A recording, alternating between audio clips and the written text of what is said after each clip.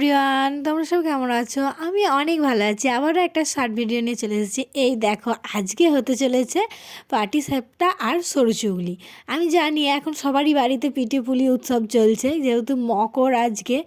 আর সবাইকে জানি মকর সংক্রান্তির অনেক শুভেচ্ছা। সবাই অনেক পিঠে খেয়েও, আর যার খেতে মন যাচ্ছে আর করতে পারোনি বাড়িতে, আমাদের বাড়ি চলে আসতে পারো। আমি সত্যি কথা বলতে সরু চুগলি করতে পারি না, একদমই পারি না। এটা আজকের দিনটা হচ্ছে আমার ফার্স্ট টাইম, যেটা দেখলে তোমরা সব ভিডিওতে।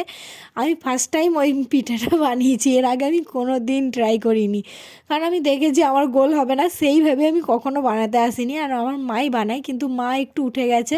তারপরে এইদিকে আমি মাকে বললাম যে কী করে বানাই আমাকে বলো দিয়ে।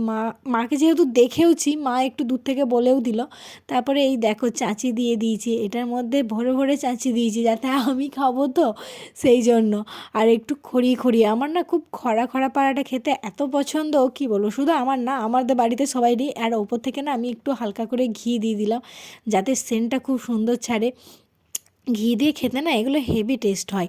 আর আমি জানি এখন সবাই পুলি মানে পুর পিঠে খাই, আর এই পাটিসাপটা পিঠেটা আমাদের কিছুদিন আগেই হয়েছিল, আজকে হয়নি।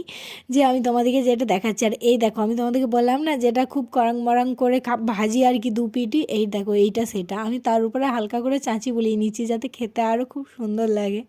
এইদিকে চলো, আমার খাওয়া দাওয়া কমপ্লিট করে নিয়ে আমি তোমাদের সাথে কথা বলবো। আবারও একটা আমি এরকম পাঁপড় ভেজেছি, এটাকে না আমার দিদি বলবে পাঁপড়, কারণ এটা এত সুন্দর করে ভাজা হয় দুদিকটাই। যেহেতু এই পিঠের এক দিকটা ভাজে, আর এখানে এই কান ছিল, আমি যে খাবি খা। এই দেখো কত বড় হাঁটা, দেখো। তারপর আবার গরম লেগে গেছে, এটা অনেকটা গরম ছিল, গরমটা মুখে দিয়েছে বলে মুখটা শুধু দেখো ওর। ও এখন এসেছে পিঠে খেতে। তোমাদের সাথে দেখা হচ্ছে নেক্সট কোনো ব্লগে পিঠে পুলি নিয়ে।